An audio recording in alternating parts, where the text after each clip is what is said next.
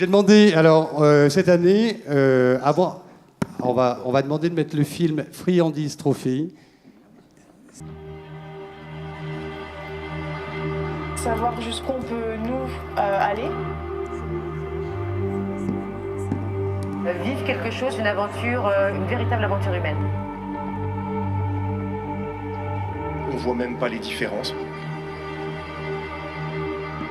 Il n'y a absolument aucune barrière. Pas une seule fois dans la journée, je me suis dit, tiens, ce gars est handicapé. Et si le but de la manœuvre, c'est ça, c'est vraiment une vraie réussite.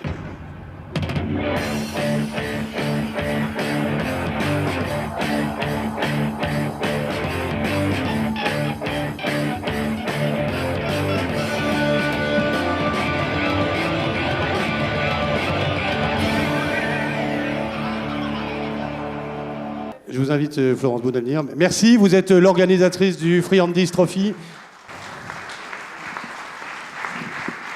qui va démarrer, je crois, bientôt. Oui, qui démarre vendredi. Vendredi. Combien d'entreprises sont embarquées dans cette aventure? Alors, 11 entreprises. On a également une équipe du Château de Versailles, donc on est ravis.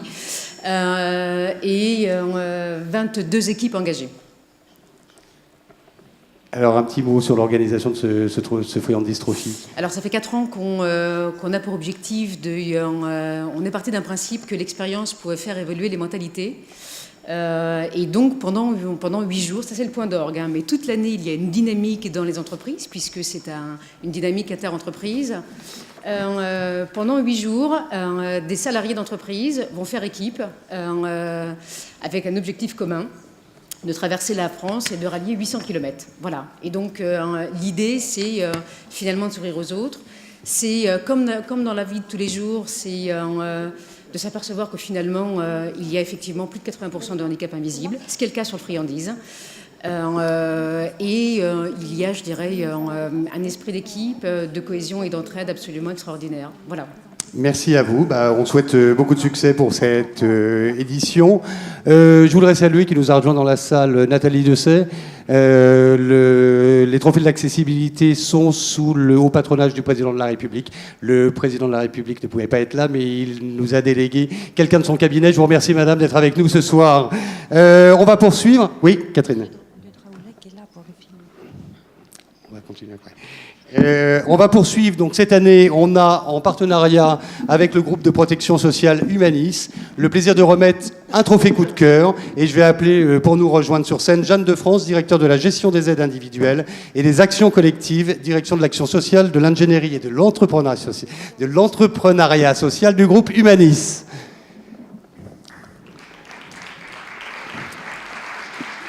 Merci madame de nous rejoindre. Je vous laisse au pupitre. Donc, ce trophée coup de cœur, je vous laisse nous le présenter peut-être. Oui. Alors en fait, Humanis est un groupe de protection sociale qui est en fait un leader en retraite complémentaire et ainsi qu'en prévoyance. Et donc, nous essayons de promouvoir, disons, tout un tas d'actions pour faciliter la vie des personnes en situation de handicap et en particulier leur accessibilité en ce moment à l'emploi. Donc on essaie beaucoup de travailler sur cette accessibilité à l'emploi et entre autres, nous avons développé donc un baromètre qui s'appelle Oser les ESAT pour inciter en particulier les PME à avoir recours aux ESAT et aux EA.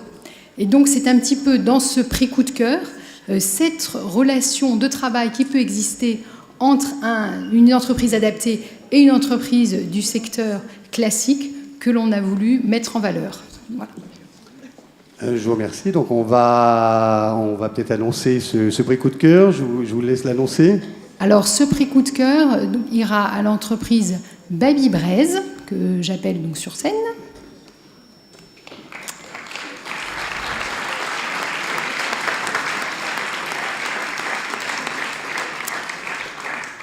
Et nous y associons naturellement Esateo, qui travaille donc pour l'entreprise, qui est fournisseur de l'entreprise Baby Braise, et qui est représenté ce soir par l'association Les Papillons Blancs, puisque Esateo s'inscrit en fait dans l'association des Papillons Blancs. Donc je vais peut-être... Alors donc Baby Braise est une entreprise qui fabrique des vêtements pour les petits, comme son nom l'indique, avec une petite connotation bretonne. Alors je ne suis pas bretonne, il n'y a pas de trafic là-dessus. Et Esateo va en fait travailler pour, on va dire, la mise sur cintre et l'étiquetage de ces objets, enfin de ces vêtements qui sont fabriqués. En plus, ce sont des vêtements fabriqués avec du coton bio, dans un certain respect, on va dire, une certaine éthique. Donc ça aussi, c'est quelque chose qui nous a plu. Et aussi, ce qui nous a plu chez Esateo, c'est leur démarche dynamique pour essayer d'être toujours innovant, d'être toujours à l'écoute des besoins des entreprises. Parce que ce qu'on a essayé de faire aussi comme travail avec notre baromètre, c'est de sensibiliser certes les PME pour qu'elles aient davantage recours aux ESAT, mais c'est aussi inviter les ESAT à avoir une démarche toujours d'innovation, à se tourner vers l'entreprise pour que les produits qu'ils offrent soient vraiment en adéquation avec la demande des entreprises. Et entre autres, Esateo a un magnifique site qui vous présente toute son offre. Voilà. Bravo. On vous laisse leur remettre ce trophée. Et je vais appeler pour la photo quand même quelqu'un avec qui on travaille beaucoup aussi sur le terrain. Je vais demander à Véronique Tavet, quand même responsable de l'unité accompagnement social du groupe Humanis, de venir nous rejoindre pour la photo. Merci. Bravo pour votre action. Oui, merci. Honoré d'être nominé lauréat et invité à cette cérémonie. Voilà. Je pense que quand on... Exactement. On fera attention dans le train pour retourner sur Brest. En 2 mots, moi je suis le fondateur de l'entreprise qui a eu 2 ans il y a peu de temps. J'ai souhaité, c'était une création d'entreprise, dans le cahier des charges, inscrire dès le début la présence des ATO. Donc en fait, mon entreprise n'aurait jamais pris forme et existé sans ce partenariat qu'on a noué même avant la création de l'entreprise. Donc j'en suis plutôt fier, ça fonctionne très très bien et je pense que beaucoup d'entreprises devraient s'inspirer de ce qu'on a pu faire pour donner du sens dans une société qui a tendance à être malheureusement quelquefois égoïste. Quand on veut se donner les moyens, on peut réussir à faire travailler des personnes et que ça marche bien malgré le handicap. Voilà. Merci, bravo à vous. Oui, en tant que président de l'association des Papillons Blancs du Finistère, qui a donc 5 ESAT dans le Finistère, on est très content de pouvoir développer des partenariats de ce genre. Nous en avons 3, mais celui-là, en tous les cas, est porteur. Et surtout, il faut voir la tête des travailleurs. Nous sommes un ESAT qui employons des personnes handicapées mentales et handicap intellectuel. Et lorsqu'ils font un travail, il faut voir la conscience et la méticulosité qu'ils y attachent. Et en tous les cas, c'est ce que M. Leroux a reconnu. Et puis, c'est pour ça qu'on continue à travailler ensemble. J'espère qu'on continuera encore. Et j'invite les autres ESAT à faire comme nous. Et aussi aux entreprises d'aller voir dans les ESAT, parce qu'il y a il y a une conscience professionnelle qu'on ne peut pas imaginer quand on ne les a pas vus travailler. Il faut le savoir. Bravo. Merci, bravo. Approchez-vous au milieu pour la photo, ici, voilà, parfait. Catherine, je peux dessus.